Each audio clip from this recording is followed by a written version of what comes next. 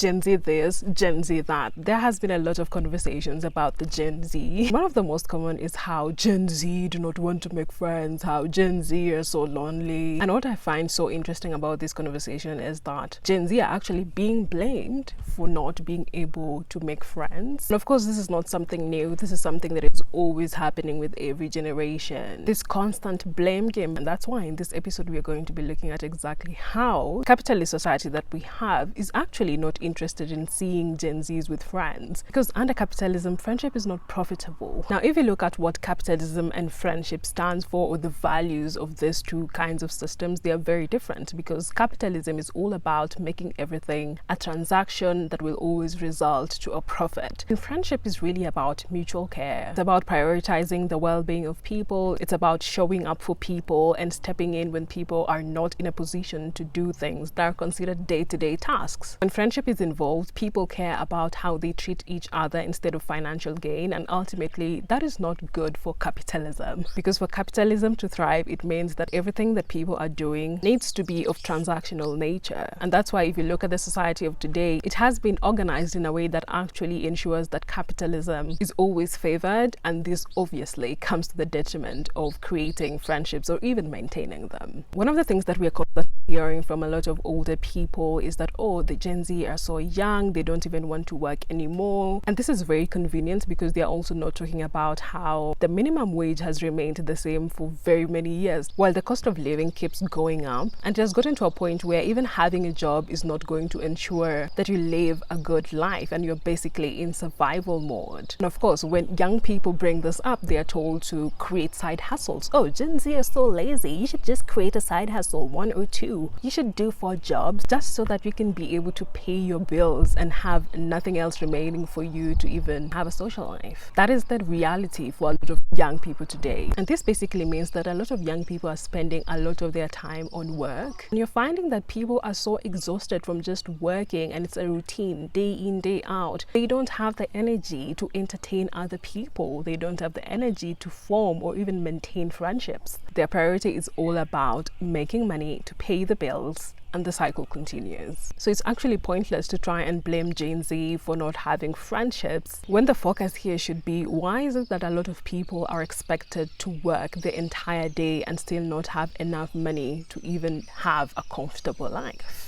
The other factor is the fact that everything in the society of today needs money. It's not just the house that you're living in, the food that you're eating. It's also, if you want to go outside and meet people, you need to have money, because where are people meeting? The spaces that people would always have for free, like the parks. In many countries, either these parks do not exist anymore because they've been developed into apartments, or they actually need people to pay to access these parks. Right now, you're finding that the most common spaces outside the home that a lot of people are meeting is in the hotels, in the restaurants, in the cafes. But for you to stay in these places, you need to buy something. You need money, because they're not going to allow you to sit down and you haven't bought anything. They'll tell you that you're taking up space for their customers. And that's why a lot of young people prefer to just stay at home, and the only spaces that they have to interact with other people is through social media. And you know, social media has been created in a way that makes it addictive, and because a lot of people are feeling lonely because they have no people to talk to, they're spending more and more time, and they develop these parasocial relationships with celebrities and influencers. This creates a false sense of community, and it's actually more profitable for a lot of people to be spending time on social media than going out to meet their friends, because it means that people can be easily manipulated. They can be sold things that they don't need. Of course, our data is always being sold to the highest bidder, and it's even funny now because a lot of these AI companies are using the data that they get for free from a lot of these social media platforms, and that eventually it is AI that is going to take your job, and how are you going to live? Another reason why capitalism hates friendship is because when people don't have friends, they are more likely to be lonely. When people are very lonely, they are more likely to spend a lot of money to mask their loneliness. It has been branded as retail therapy. If you don't feel good about your day, well, just go spend some money. There are even apps now that are helping people to create networks, to create friends, and even dating apps, and you need to spend money on these things. Being lonely is actually very profitable. So why exactly would this capitalistic society make the steps to actually ensure that young people have opportunities to make friendships? Something else that friendship does very well that capitalism hates is the sharing economy. When people are friends with each other, they are always trying to look for ways of helping each other out. We always see this in day-to-day activities such as picking someone from the airport. When someone has friends, their friends are willing to inconvenience themselves to actually go pick someone from the airport. But according to capitalism, that is actually not good because they should have spent that money on ordering an Uber. When people have friends, it means that even when they are ordering an Uber, friends are more likely to share one Uber, while friendless people, even when they are leaving the same place like a mall or even where they live, each and every person will stand there on the pavement and wait for their Uber one by one, even though they might be going to the same place. Clearly, it is in the benefit of the capitalistic society to ensure that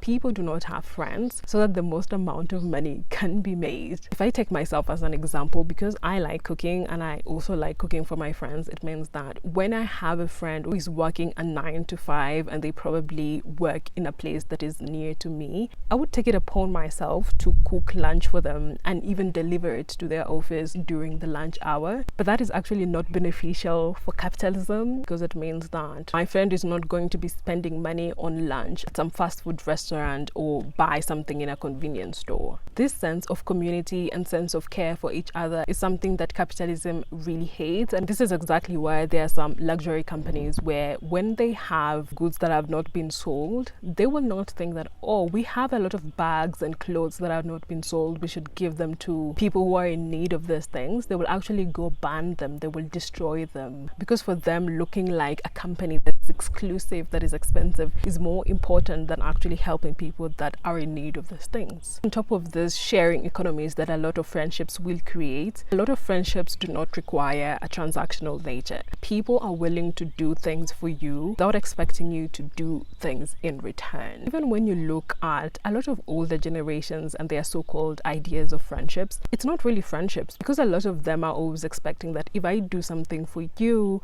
then you have to do something for me in return. There's that transactional nature. You hear people complaining that, oh, I bought my friend a birthday present that was very expensive and they only bought me a birthday present that was cheap. That is not true friendship. And of course, it is not in the interest of the capitalistic society that we are in for people to form true friendships. I think that also plays into why a lot of younger people are not interested in friendships, because young people have lived with this older generations and they clearly see whatever these people are calling community really isn't, because someone will come visit you at home and you see your parents and your older siblings talking to them, smiling, laughing, and once that person has left, all of a sudden they're saying the most horrible things about this person that has just left the home, and you're wondering, but I thought you were friends. There's definitely an element of that, but also let's not forget that society has been organized in a way that actually discourages friendships. And there is the fact that friendship always helps people to become bold, to become courageous, especially when it comes to challenging power. This does not work for capitalism